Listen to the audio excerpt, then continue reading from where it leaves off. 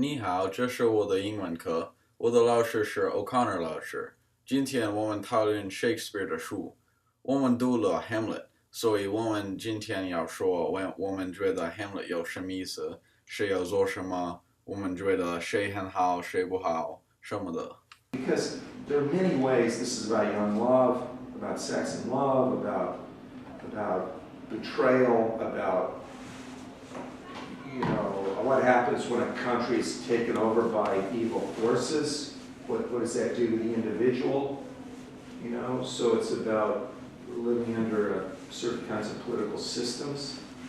It's about a lot of things,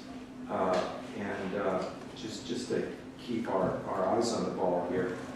Next week, I'm hoping, today it was taken out, but I always like to have you guys imagine it first, imagine how it might be staged before we see a production. And I have in mind the next couple of scenes that I'll show you different productions of different scenes.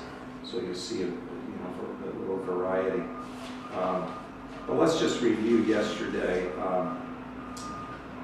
page 76 and 77, Act 3, Scene 2. The lady doth protest too much. Some people didn't quite get that. It's becomes such a part of it's not just part of the language, it's a little, maxim that somebody will say that, and people will know it's a code for you're calling somebody out on a certain kind of psychological syndrome. See, but I'm not sure everybody got that. The lady doth protest too much. Look what the player queen says again and again, like on page 75. Oh, a second time, top of the page, I kill my husband dead when second husband kisses me in bed. I would never, ever, ever do that. See, she keeps repeating it, which suggests that she wants to do it. Yeah, that inside she has this, maybe she recognizes she's denying it. See, it's denial. See, preemptive denial.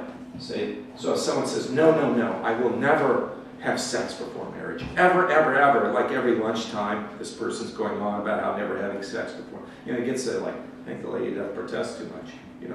That would be an example. See, another example. So, Shakespeare's a great psychologist, and so much, it's really what attracts me to the play more than anything else, the interesting psychology of all the various people here. I mean, we know Hamlet more because he's the tragic hero, and he's got all the soliloquies, but the other fascinating characters, I think.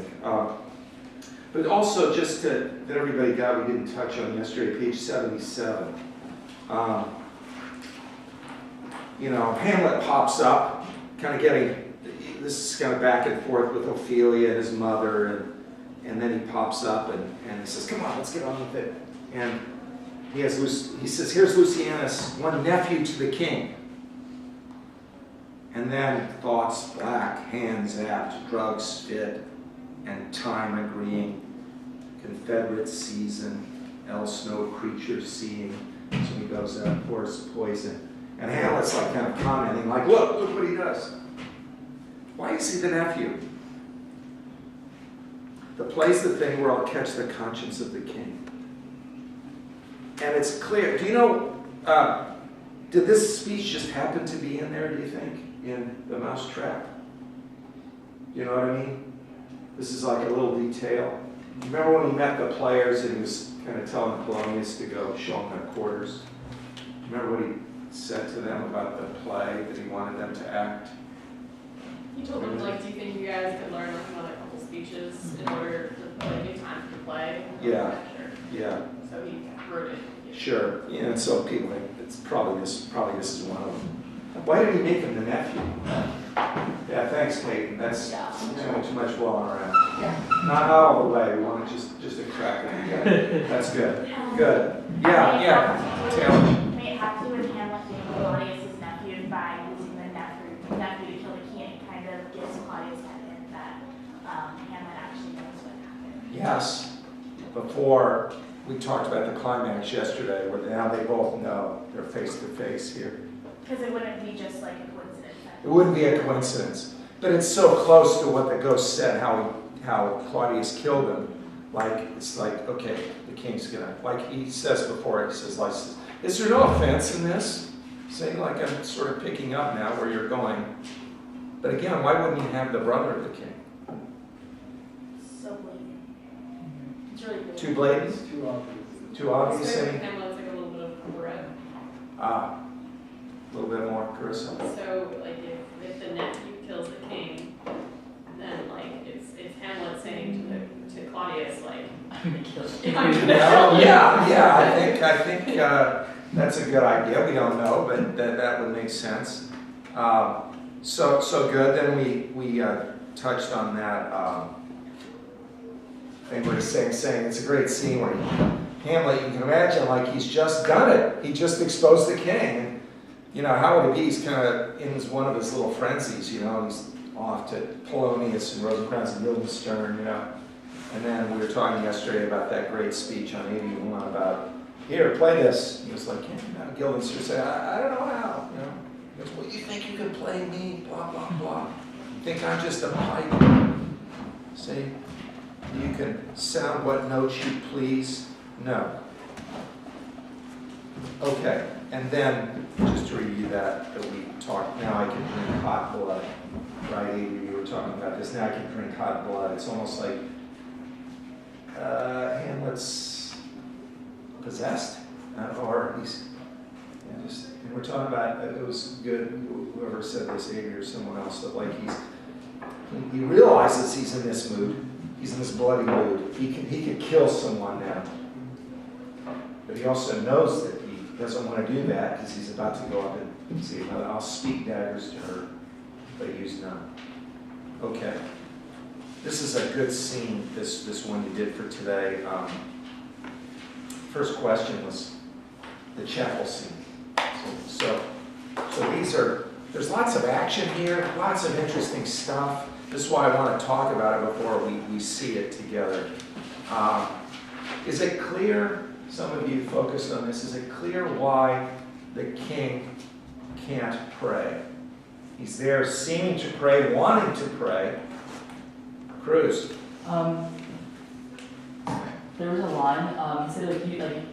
He said he felt too guilty to pray, and then I don't know if he was actually showing remorse for killing the king, or if this was just like he knew him was watching something, and then later he says that he can't pray effectively because he's still reaping rewards of his actions, so it wouldn't be a true purging of his sins because he still has his queen. Good. He's got the queen, and he's got what else? Denmark. He's got the and king. so since he's not he still has those rewards. It's not like he did a true purging of his. He's not really sorry because he likes what he's got. Yeah. He's not about to give it back. See, so this has something to do with sort of like the Catholic ritual of confession. You can't just go in there, hey, I'm really sorry for this, God, I'm really sorry, but I'm going to keep what I get for it. You know, it's like, no, you got to show penitence by giving restitution. You got to give it back. He's not about to do that. So 84 at the top, pray I cannot, though inclination be as sharp as will. My stronger guilt, what Cruz was talking about, defeats my strong intent. I'd like to. But I can't, I'm torn. Another conflicted character. It's almost like we're getting a soliloquy from the bad guy, which is kind of neat. Any of you who have read Othello, it's kind of neat because you get Othello as the tragic hero, and you also get Iago, the evil Iago. He has some soliloquies too. And like a man to double business bound, I stand and pause where I shall first begin, and both neglect, and so forth. So, 哎呀，你们好，你们喜欢我的英文课吗？我也很喜欢，这是你们的听写。Hamlet 为什么很不喜欢 Claudius？